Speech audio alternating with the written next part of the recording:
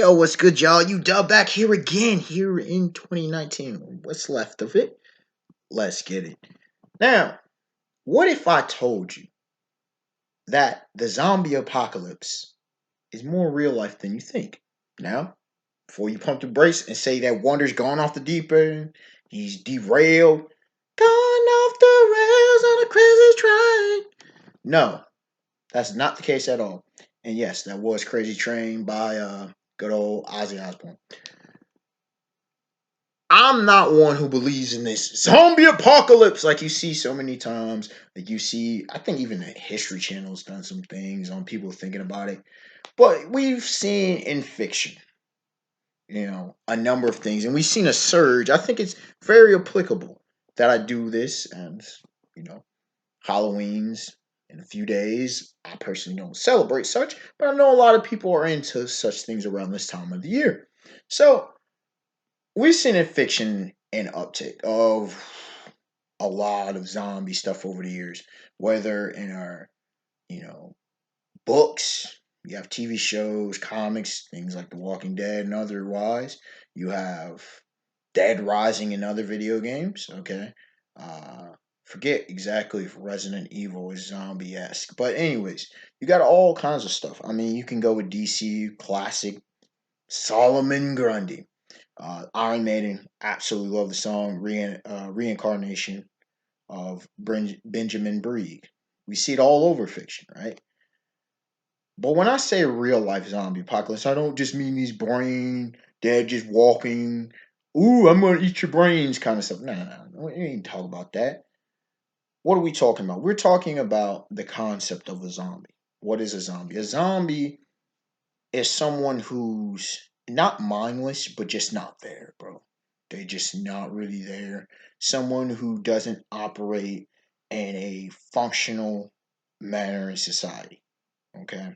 Just go with that definition and see what are five examples of legitimate real life zombies. Right?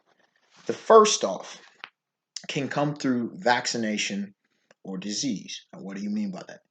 Let's say there was a plague, okay, a serious plague, something like Black Death, bubonic plague, tuberculosis, very highly contagious. And in order to save people's lives, or let's say we had something like an AIDS outbreak, syphilis, or something of nature, right, polio, there was a vaccination created, crafted, and to try to save lives, they're trying to play God and they try to manipulate this highly experimental thing to save lives. Now, it does save lives, but it doesn't exactly have people to, how shall we say this,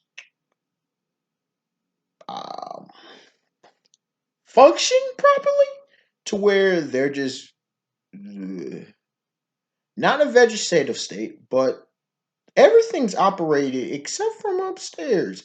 And so you have people living, but they're just out here wandering aimlessly or out here they can't be productive. Whether there's the crop of food, they might as well be dead. The living dead. They're living, but they're not thriving. They're not really living. They're just existing there as just inanimate creatures. And in the same sense of a disease, let's say a disease left people technically conscious. They're technically there, but they're just a husk in an extreme, whether it be a vegetative state or an extreme state of just like that, just there, just existing, still respirating, still breathing, but nothing. So that's one possibility. Another is AI, artificial intelligence, and you hear it hyped up a hell of a lot. What do I mean by that? Get to the point to where there is damn near sentience. You get robotics and otherwise, where all of the manufacturing jobs, all of the agricultural jobs, all of the manual labor and things of that nature are have machine or Android operated, right? To the point of people just become the point of laziness. And where they're just there and they're just there for entertainment and such. Okay? They're not really doing anything productive. They're not living healthy lives. That's one way to look at a zombie apocalypse, is just people existing in a ultra hedonistic kind of way. Um, it could lead to something like that. A third way is brainwashing, indoctrinating, and programming.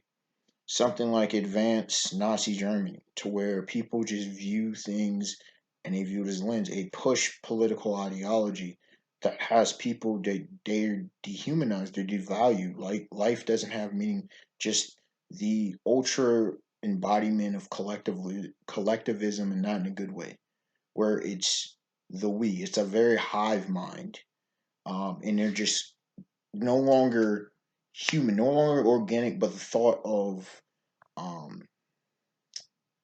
the thought of a hive mind, of a collect mind, of it's just us, very machine like. On another sense of whether it be this or AI artificial, what if you have cyborg type situations where instead of being kind of have prosthetics or things that enhance, what if chips are implanted in minds and things of that nature, to where it's taking over, to where it's more machine than man? So there's something to be considered on that. A third way, or you can say programming from television and various forms of technology to brainwash people into thinking a kind of way, or not having emancipation of the mind. A fourth way is tribalism, become warlike. The third one could become warlike, but this one, to where it's us versus them, taken to the extraordinary extreme, the hyperbolic extreme, to where it's literally a swarm, a ant hill, a swarm, a beehive, or a wasp hive, or Japanese hornets. Okay, to where it's just complete isolationism, and it's just the way that we think is only this way. Everybody, and you can say, well, won't people have individualism? Sure, but in that scope of thought, if you isolate a group of people and they don't know, and they grow up third, fourth generation, that's all they're going to know and all they're going to think like. It's a very dangerous game. And last but certainly not least, perpetually stoned. Okay, whether you're talking about some new next level stuff, fake psychedelics as I like to call them, or a lot of these party drugs, these club drugs, these pills and whatever, pump people full of pills to where they're just walking. And I'm pretty sure if you've been to a number of cities, you can see them people who are like, they're out of their minds, bro. You know, they're not productive members of society. This is the closest to what we already have. Okay. And so they're lost in a constant hate. They're existing somehow. You're just like, bro, how do they even eat? How do they survive? You don't know, you just see them. And you could have a whole nation of that. That's a scary proposition. Unexpected one to like, comment, subscribe. Tell me if you like these kind of videos, and we will look to provide more. All right, y'all. Have a beautiful day, beautiful night. Till next time, and let me give me your thoughts. What other examples of a real life zombie apocalypse do you foresee possibly happening, or alternatively could happen? All right, y'all.